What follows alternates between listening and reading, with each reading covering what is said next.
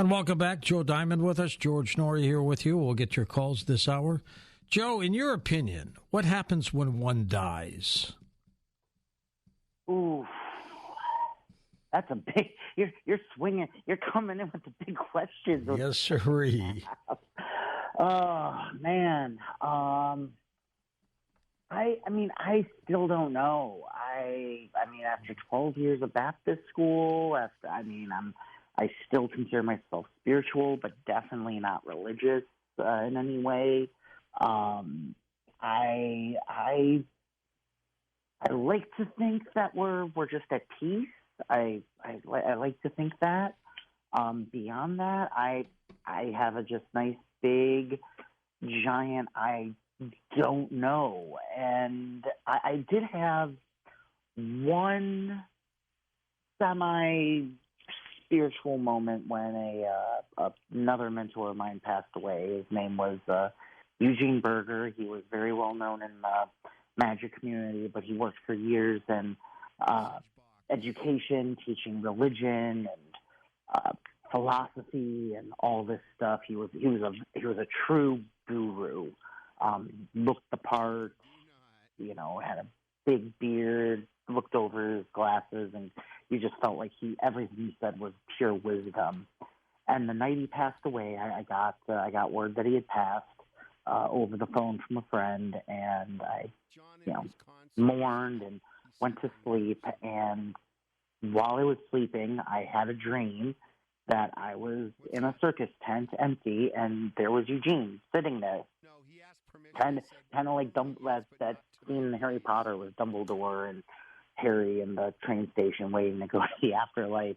And but ours was a circus tent, and I was like, "Oh, hey Eugene, how are you adjusting to your new situation?" He's like, "It's okay. It's been a long time coming. I lived a long life, and now I'm ready to take the next step into the universe's big capital M mystery." And that's the way I like to see it, as a big capital M mystery. To the phones now we go. Let us go to John in Wisconsin to get us started. Hey, John, go ahead. Hello, George. Hello, Joe. I have several comments for Joe, and then I wanted to run by Joe my thoughts on the paranormal area where Joe is based out of.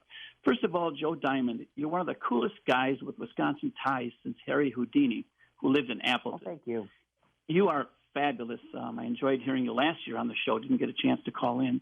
But, Joe, here's my theory on, Lake Geneva, Woodstock, and Crystal Lake, Illinois. I'm very familiar with those cities. I actually lived in Lake Geneva for 1 year back in the 1980s. But prior to the convenience of airplane travel, Lake Geneva was inundated with many wealthy Chicago families who would come up and build these opulent mansions that are there. You're very familiar with that, Joe. With that, they brought all their generations of past with them. And I think a lot of that developed into paranormal, I can't even say the word, in that area. And, Joe, you mentioned earlier about Beast of Bray Road and Elkhorn, which is just outside Lake Geneva.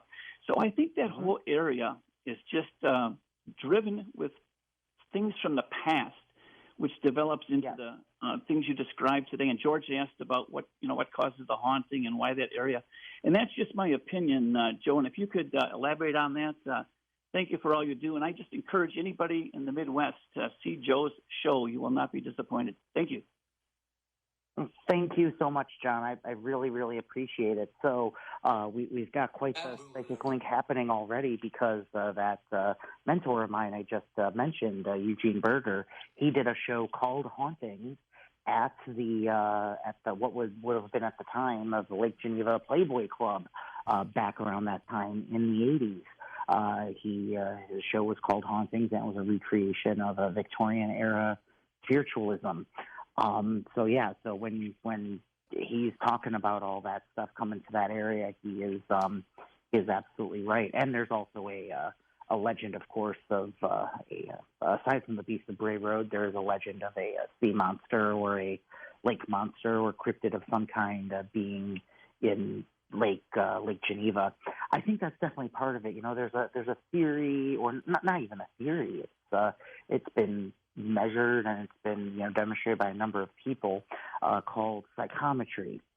which is the idea that objects we carry with us can absorb a part of our personalities and maybe even a part of our souls. So with all these people bringing literally these objects, not just their homes, but, their family heirlooms and all this stuff to this area from all these different areas, I mean, it can't help but bring some of that, some of those vibes with them as well. And coming from all these different areas as well, too, because, again, Lake Geneva was a big area. Actually, the creator of Dungeons and Dragons is from Lake Geneva as well, and I believe he's buried there as well in one of the cemeteries. So yeah, lots of ties to the Midwest and strange and unusual. You think that environment, Joe, enhances their abilities? I think so. Yeah. Again, I think in the historic buildings for sure. Again, at the Maxwell Mansion, I'm usually there once a month. Actually, we just contracted. I'll be there at least once a month for another year. And yeah, when people come in there, it's always whenever I mention it's haunted, they always go, "Oh, I knew it," because you just look at this place and you can't help but feel it just from looking at it. Right. Let's go to Serge in Montreal, Canada. Welcome to the program, East of the Rockies. Hey, Serge. Hello. Hi. So I wanted to talk to you about my experience with a invisible friend, but some people, like my mother, she thought that it was an imaginary friend. So I was speaking to him, and I saw him, and he wasn't normal. I didn't see a ghost. And she asked me, "To whom are you talking to?" I said, "To him." And she said, "There's nobody there." Poof, he disappeared. So I was surprised. But I was waiting for the Queen later on because she was coming to Montreal on Dorchester Street, and she had to stop because it was broadcast on the radio that she was to stop at Park Fort. So I was there. There were about 100 people. And in the crowd, I saw a guy opening his vest, and he took out a gun, and he replaced it in the holster. So I was scared for the Queen. So I had to ask myself, how can I talk to the Queen? So there was a little girl with a bunch of flowers. I said to myself, go get the flowers, bring that to the Queen. That's what happened. And I told her there was somebody over there with the guns. I said, place yourself in the back of me and I'll protect you, or something like that. I was 7-year-old, so I was very innocent at that time. So I gave the information, and there was a friend, a young woman, who was going to be a friend of mine, and she was with a friend of hers, Pierre Elliott Trudeau, who were both in the CSIS group. They were there for protecting the Queen. So when I pointed to the guy, she went over him, and she took his right arm, and put it in the back of him, and she took out the revolver and asked him, "What were you doing with that?" He said, he was drunk. He said, "I wanted to kill the Queen." Oh, so my he God. was immediately arrested. You saved her life, Serge. Well, I became a hero, but later on I became his hero. And that's strange because the little guy, I was to sing "O Canada" on a stage with my parents there in the Mother Superior of the school where I was going, because she taught me to sing "O Canada." And the kid, when he appeared, he said, "Hey, you should say this and that." I said to him, "Okay, it makes sense." So when I sang "O Canada" in French, I said, "Oh, Canada, I'm a native land." Bullshit, I said in French. Can't say that. Can't say that. Anyways, Job, in the rest of his story, it looks like a ghost saved the Queen's life. Yeah. Oh, yeah. There's lots. I mean, there's lots of stories like this. There was, of course, the infamous story of Mary Todd Lincoln having prophetic dreams about General Grant's. I believe it was General Grant's wife having dreams, and they ended up canceling and did not go with the Lincolns to that infamous night at Ford's Theater, and because and she had some odd dreams, and she had ignored them.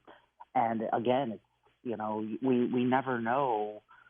People always say, like, oh, well, if you you have these abilities, why don't you do something? It's like, well, if you do use it, nothing happens. No one, and what's worse is you don't, in some situations, you don't even know if you were right or not. Like, if you just feel like, I'll take this way home instead of another, you don't know if there was a deer in the way. I mean, you might find out later if, like, the bridge was out or something.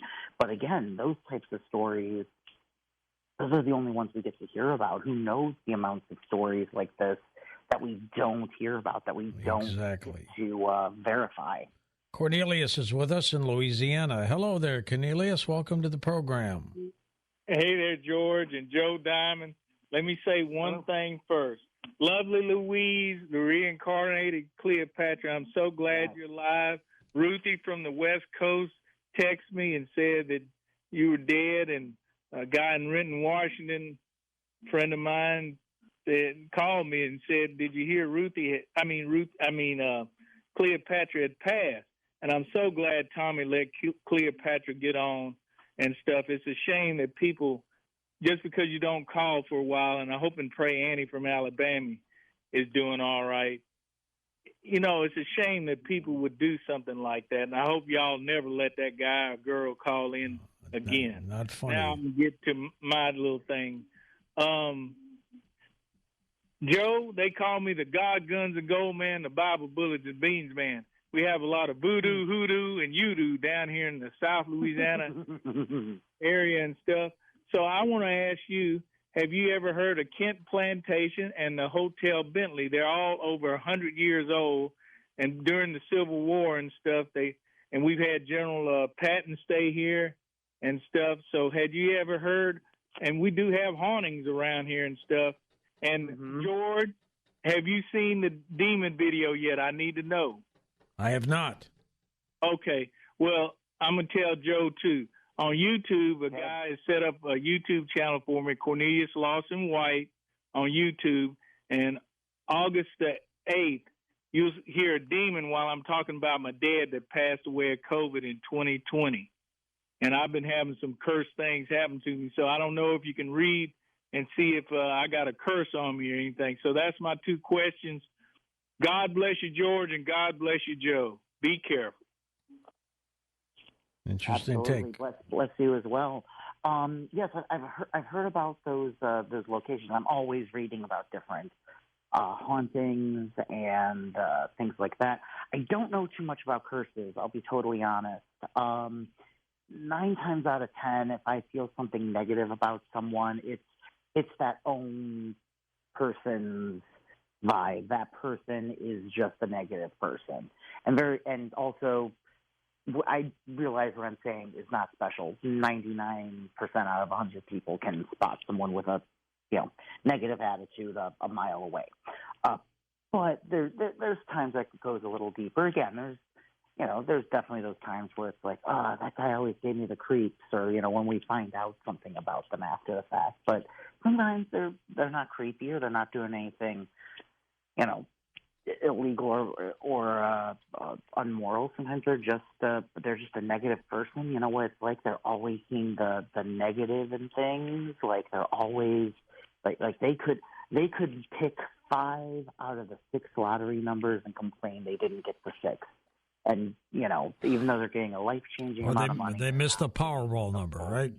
Yeah, exactly. But they're still getting a life-changing amount of money, but they will still complain about it. And but also, I think Roald Dahl was right. Those who refuse to believe in magic will never find it. And I think the same can be true of luck and fortune. Now, when it comes to people who are being attacked and cursed and everything, I've actually just started reading and looking into some of that stuff. So I'm very, very green in that area.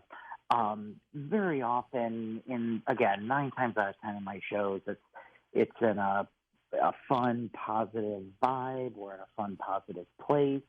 I'm not doing anything in locations where there were like grisly actors. You're not doing anything like demonic, nothing like that. No, nothing demonic, as far as I know. And I feel like I would have a pretty good idea if I was if I was doing something like that. Also, if if I was doing something demonic and in league with the devil, why am I driving a Ford Escape? Like, that's what I want to know. But in all seriousness, when it comes to stuff like that, I find the best place to go is to, your own religious leader, your own place of worship, and to seek out the people who are already in your life who can help you with those kinds of things. Those are typically the people that, from the little amount I've read, are the people that are best suited to help you in those situations. Next up, let's go to Elisa in Portland, Oregon. Hi, Elisa. Hi, George. How you been? Oh, I've been doing okay. All right, good. Doing the best I can. Yeah, I was wondering if your guest, if he might be able to pick up on anything specifically that maybe has been going on or bothering me, actually, more specifically where I live. Do you pick up spirits with people, Joseph? No, that is more the vibe of the medium's world. It's more the sending and sending and receiving of thoughts and thoughts of people. So if the person doesn't know or doesn't think it or isn't sure, I'm not going to get it. I've just started attempting a couple different forecasts and predictions and such locally and nationally. That's on my Facebook pages and such. If people want to look at my accuracies and inaccuracies with those, it's not quite accurate enough for me to offer anybody advice currently. But yeah, when it comes to that kind of stuff, I'm as much as in the dark as anybody else. When the original Elvira died, and you thought maybe suicide at the Opera House, does she continue to show up? Yeah, so people will see a woman going down the steps or up the steps, and they'll say, "Oh, ma'am, we're closed," and then they'll go around the corner and no one will be there. Again, I mentioned the chair lowering. Another one that I forgot to mention was people will sometimes, when they're done rehearsing and no one else is in there, they'll start to hear applause coming from the balcony, even though no one is up there. That's very rare. That usually means Elvira really, really liked your rehearsal and really liked your performance. That's another thing that often happens. Have you ever seen her, Joe? I haven't seen her, no, but I do feel like when I'm there, I can definitely feel like... You feel her presence, right? Even though all the chairs are empty, just as a performer, you can't help but feel like somebody's watching you, You can feel that. Yeah.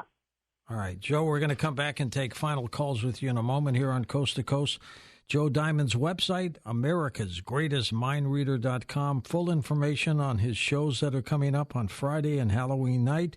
If you're in the Illinois area or you want to drive there or fly there, go ahead and do that. But we'll be back in a moment with final calls right here on Coast to Coast AM.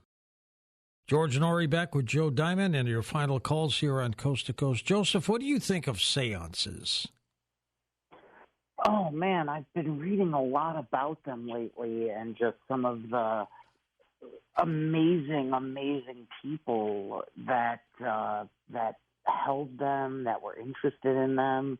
And, I mean, they definitely were one of the first places, particularly for women, but for voices of, whether you want to see them as, spirits of the dead or spirits of the departed or or just voices of people who thought they were talking to spirits, but it was ultimately the voices of the unheard.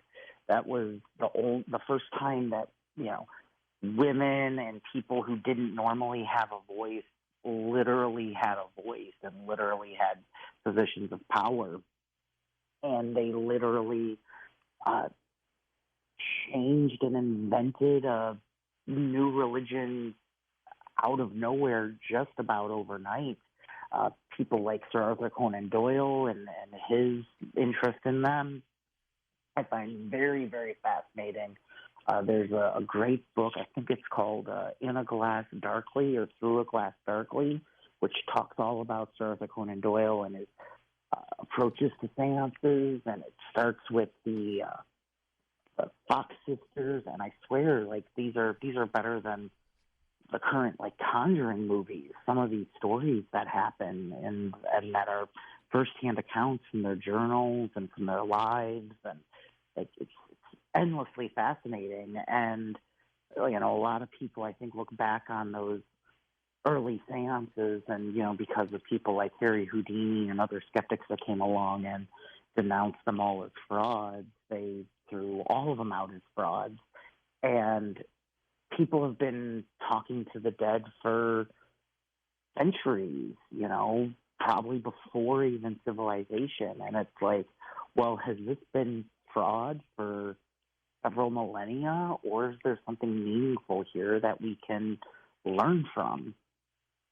Absolutely. Let's go to Lori in your neck of the woods in Brighton, Illinois. Hi, Lori. Go ahead. Hi, how are you? Great. Hi, Joe. Hi, Lori. Hi. Well, what you're doing is pretty cool. And I wanted to say that, I mean, I know you said you're very green in some things, so I'm not sure, but I have lost something. Well, put it this way, something very important to me has disappeared, you know, in the last couple-ish weeks. And I was wondering if you might possibly be able to give me at least a clue as to what happened to it, you know, lost or misplaced, or someone took it, or it's very, very important.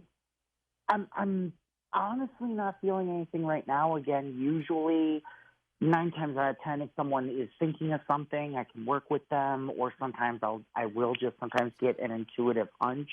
That said, though, have you ever used a pendulum before? That's what they're perceiving. Oh, Lori, did we lose you, Lori? I'm here. Can you hear me? Yes, I can hear you. Have you ever used a pendulum before? No, I haven't. Dowsing or anything like that? Okay. Well, if there's a video of me teaching how to use one on my YouTube channel. You can literally type me into YouTube. But basically, a pendulum can be used to find lost objects. It works. The weight on the end. Yes, it absolutely works. George, I've heard you talk about him a couple times with different people on the show. Yep. Basically, if you get a weight on the end of a chain or string, you can ask it to move back and forth in a straight line, ask it to move around in a circle, clockwise or counterclockwise.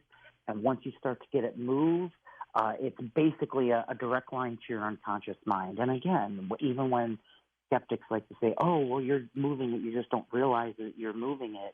Well, that means you're communicating with yourself on an unconscious level.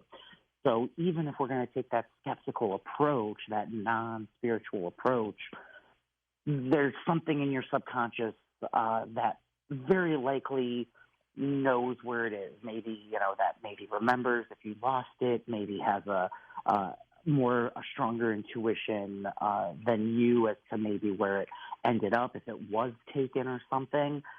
And something like that is a really, really great oracle to just kind of bypass, because intuition is knowing without knowing, or thinking without thinking. And if you're anything like me, you overthink. I overthink a lot, and sometimes I do need to give myself, I kind of need to almost trick myself into not thinking for stuff like this. So I have found that a pendulum is really helpful, particularly with finding lost objects. And there's tons of books by Richard Webster about pendulums. There's endless resources you can find for free online. Again, I have a video that teaches you how to use a pendulum. If you type Joe Diamond pendulum into YouTube or Google, I'm sure it'll be the first thing that comes up. But that said, you can literally just type in how to make a pendulum or how to use a pendulum, and you'll have, you'll verify this too, George, an endless amount of resources and things you can use a pendulum for. Lori, what's your gut tell you? What do you think happened to this object? Well, I believe that someone I was befriending, I was giving her the benefit of the doubt because some of her family has not been, nice to me in the past. I was giving her the benefit of the doubt, and she lives real close to me. And she took it. She stole it. Just enough to earn my trust. And she was here one night, and the next afternoon, evening, I saw it was gone. So... Was it something valuable or just more cherished? Oh, it's very valuable to me. It was my checkbook, along with my credit card, along with my debit card, you know. Did you stop the account? Yeah, I did that. She's just probably got my signature, and, you know, she got my name and address and phone number and some account numbers, but those accounts have been changed. Good. That's smart. To do that. Yeah, you did the smart thing. Well, I mean, even if you don't find it, you know, we'll be sending you good vibes, and if you do, hopefully you do, and then you know that this is someone you can trust. But either way, if using a pendulum will help you get that one step closer to knowing one way or another. Next up, let's go to Pamela in Los Angeles. Hi, Pam. Go ahead. Hello. You know, several years ago, I misplaced my family tote with all my family videos. And we cannot remember if during that time was that tote in a storage place that we just forgot about. We were going through a lot of stress as a family at that time, so there was a lot going on. Or did we place it with a friend, you know, in the middle of my moving all around, and now we just can't remember where it's at? Or do you think it's gone now forever? Pull out the old pendulum again, Joseph. Yeah. This is so weird about intuition, because sometimes, you know, you get something, sometimes you don't. I think, like, when you were saying a friend has it and we don't remember, like, in my head was just like, it's that. Like that was just in my head just now. So I would say, you know, get a pendulum, you know, maybe get a list of friends it could be, ask it yes or no's about who, if that person is there, you know, and kind of narrow it down from there. It can be time consuming when you're breaking it down into all those chunks, but at the same time, again, like many goals, you know, when you break it down into smaller, more manageable chunks, it actually doesn't become as daunting, like, for your unconscious mind to do it, even though it may take more time. You know, physically, I think metaphysically, again, unconsciously, you're able to just figure that stuff out and bypass it all. But yeah, keep us updated on that, absolutely. But absolutely, I would say, I won't lie, I use my pendulum all the time. My wife gives me so much grief because I'm Mr. Mind Reader and I misplace stuff all the time. And she's always like, "Did you check here? Did you check here?" And I was like, "I think I did." And I take out my pendulum and it says, "No, I didn't check there." And she's like, "See, told you." Let's go to Joe in Monterey, California. Hi, Joseph. Go ahead. Thank you, George, for taking my call. You're welcome, Joe. Joseph Diamond, that's an incredible stage name. Thank you. Thank you. I saw your site, and you look like a great entertainer, great performer, and I think you are probably very good with people. I was thinking that do you have other abilities? Because you may be channeling something. Also, you didn't answer George's question about hauntings. You didn't give a really good answer. You talked about the history and what people believe can be, and they all have their take on it too. Yeah, that's a problem. But have you ever been to a place that was actually very haunted, and did you get more than an impression, maybe even a contact? No more than what I described in my stories, like with the ghost light flickering. I've definitely caught some strange things on camera that I've posted on my social media pages. They're in folders there on like the Facebook page and so forth. I have had people ask me about the channeling, and I'll be honest, I don't know, because there are times I just consider it intuition. it might be channeling, because there will be times where the person doesn't know something and I just say something and they go, oh my God, yeah, that's right. Or I don't know, I'll have to check. And they'll check and they'll find out that I was indeed right. Maybe that's channeling, maybe that's intuition. I don't think so. I think that is more just my feeling and my gut. I definitely feel like we all have, our gifts and our abilities and our, people looking over us and such. But I honestly don't personally believe that I'm getting it from a third party. I think I am getting it from maybe that person's vibe or my person's vibe. Even when I get things wrong, I've noticed that it makes sense why I got this. Like, for example, I'll sometimes be picking up on someone thinking about like a person, and I'll say, oh, okay, I'm getting like a motherly vibe, but it's not your mom. It turns out to be their grandmother on their mother's side. So even if I'm wrong, it makes sense why I'm getting that vibe. Hopefully I answered that question a lot clearer for you this time, Joseph. Is that the case? Let's go to Annie now in Gladwater, Texas. Annie, go for it. Hi, George. Thank you so much for taking my call. Sure. I have a lost item question for Mr. Diamond. Okay. All right. My business camera was lost, and I'm hoping that you can help me determine the location of it. I am familiar with dowsing. It was a red case digital camera. I have since replaced it with a black case digital camera of the same brand, but I need the files. The business needs the files that were on the camera that was lost. I'm just unsure, was it stolen? Is it on the property somewhere? Is it maybe in my vehicle? Did it get transported off the property somehow? Can't believe, Joe, how many things have just disappeared on people.